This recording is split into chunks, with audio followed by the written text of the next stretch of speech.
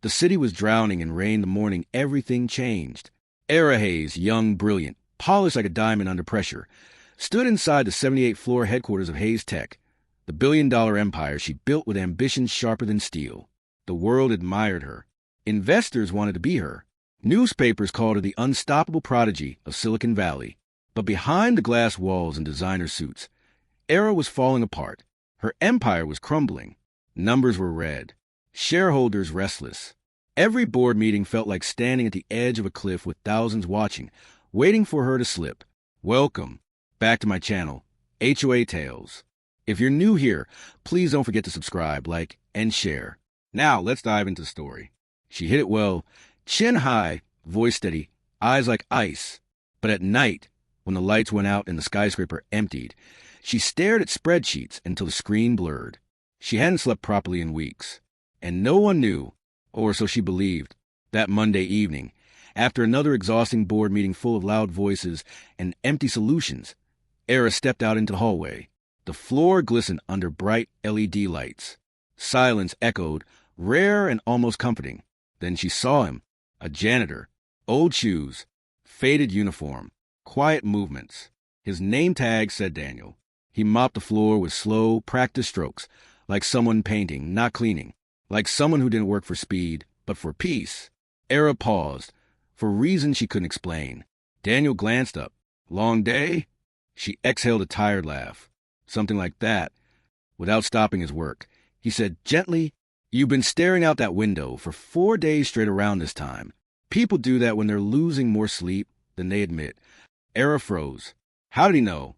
How do you notice something like that? She asked, half amused, half unnerved. He replied softly, "When you work invisible, you learn to see everything." His words slid into her mind like a quiet truth she couldn't ignore. To break the intensity, she joked lightly, "Maybe I should ask you for financial advice next." He stopped mopping, slowly looked her straight in the eyes, and said the sentence that would rewrite her life. "Fire your ego before your employees." Era blinked. "What did you just say?" "You asked for advice," he replied calmly. "Your problem isn't your product. It's pride. Everyone at the top talks so much, they've forgotten how to listen." He wasn't disrespectful, just brutally honest.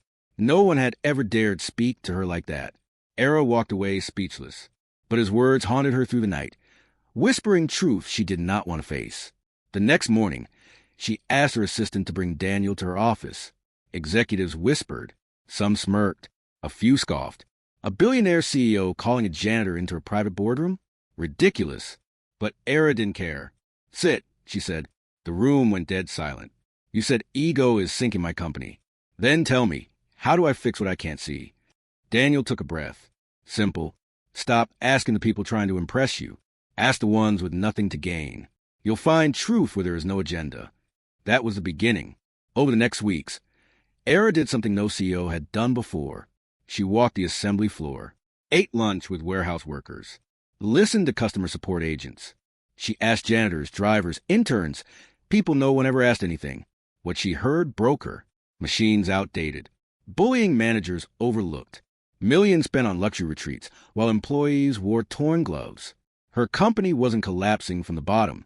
It was rotting from the top. Every night she returned to her office with quiet rage. And each night, Daniel was there mopping floors like the world wasn't on fire. "You were right," she whispered once. He nodded, not proud, not triumphant, just real. With his guidance, she restructured everything. She replaced power-hungry executives with overlooked talent. She cut unnecessary spending and redirected funds to safety, wages, innovation. Employees felt seen again, valued, human, and slowly, miraculously, the numbers rose, first in thousands. Then millions, then headlines. Hayes Tech makes record recovery. CEO's unexpected strategy shocks Wall Street. Nobody knew the truth. Not the investors cheering. Not the reporters begging for interviews. Not even the board members praising her genius. Only Era and the janitor with a calm voice and worn shoes. Months later, during a major board meeting, an executive finally demanded, "Who guided this transformation? Which consultant saved us?" Era stood, spine straight, face glowing with quiet power. "No consultant," she said. "Just the janitor who cleans these halls." The room burst into disbelief. One man laughed out loud, until Era turned her gaze sharp as glass and said, "Vision doesn't come from salary brackets. Wisdom doesn't come from suits. The man you overlook might see what you're blind to." Silence swallowed the room. Not one person laughed again. One evening, long after profit soared and applause faded, Era found Daniel in the same hallway where it began. The mop, the rain, the silent floors. "You could have been a CEO," she said softly. He smiled, the kind of smile only someone truly at peace can carry. "I could have, but if I were, who would remind CEOs where real wisdom lives?" Her throat tightened, eyes burned. "Thank you," she whispered. "Not for saving my company, but for saving me." He nodded and returned to work, mop gliding across marble like a quiet signature on history.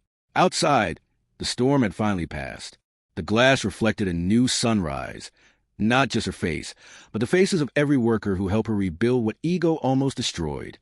And that day, Era learned a truth worth more than every dollar she ever made. Sometimes the greatest wisdom comes from the humblest hands. I hope you liked the story. For more intriguing stories, please subscribe our channel and also click on bell button.